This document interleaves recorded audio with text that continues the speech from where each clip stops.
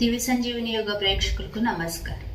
మనం ఈ భాగంలో చూడబోయేది ఏంటి అంటే చాలా మంది అడుగుతున్నారు, ఈ కాఫ్ మజిల్ అంటే కాళ్ళల్లో మనకి మోకాళ్ళ నుంచి గిలక మధ్యలో ఇవి చాలా మందికి పెయిన్ వస్తున్నాయి అని అడుగుతున్నారు.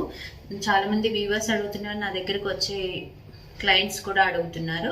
దానికి నేను మంచి సొల్యూషన్ ఈ విభాగంలో చెప్దాం అనుకున్నాను. చూడండి, మీరు చక్కగా ఇక్కడ పెయిన్స్ వచ్చినప్పుడు లేదు అరికాళ్ళు మంటలు వచ్చినప్పుడు వజ్రాసనంలో కూర్చోవాలి.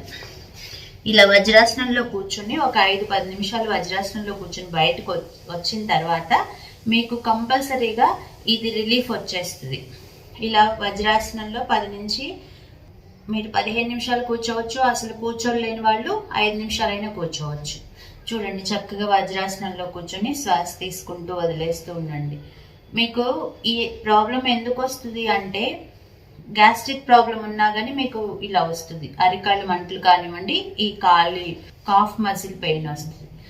లేదు మీరు ఎక్కువసేపు నిలబడి ఉన్నప్పుడు కూడా వస్తుంది. దాని అంతటికి సొల్యూషన్ మనకు వజ్రాసన చాలా బాగా ఉపయోగపడుతుంది.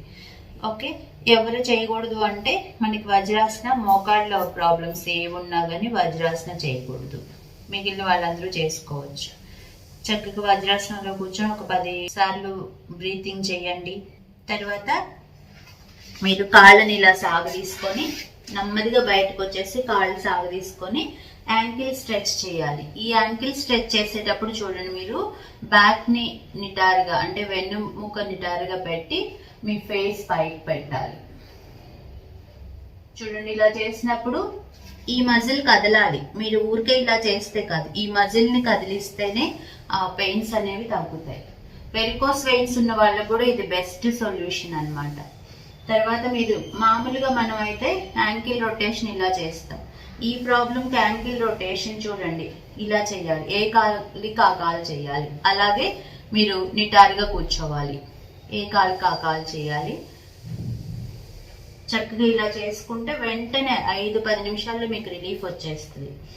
ఇంకోటి, మీరు వేసుకునే చెప్పులను కూడా మీరు గమనించాలి. మీకు ఆ చెప్పులు సూట్ అయినాయా లేదా. మీరు ఒకవేళ హీల్ చెప్పు వేసుకుంటే అది తీసేసి నార్మల్ చెప్పులు వేసుకోవాలి. లేదు మీ డాక్టర్ దగ్గర సజెషన్ తీసుకొని వేసుకోవచ్చు. మీరు 2-3 ట్రై చేస్తే అర్థమైపోతుంది మీకు. చూసారు కదా, ఇలాంటివి చేస్తూ ఉంటే మీకు చిన్న చిన్న ప్రాబ్లమ్స్కి అవి చిన్న చిన్న వార్మప్సే మీకు సొల్యూషన్ వచ్చేస్తుంది. చక్కగా ఇవి చేసుకొని మీ ప్రాబ్లం మీరు సార్ట్ అవుట్ చేసుకుంటారని నేను ఫీల్ అవుతున్నాను. నమస్తే.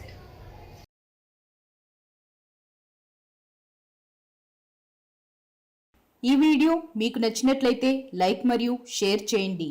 మీ అమూల్యమైన అభిప్రాయాన్ని కామెంట్ రూపంలో తెలియచేయండి.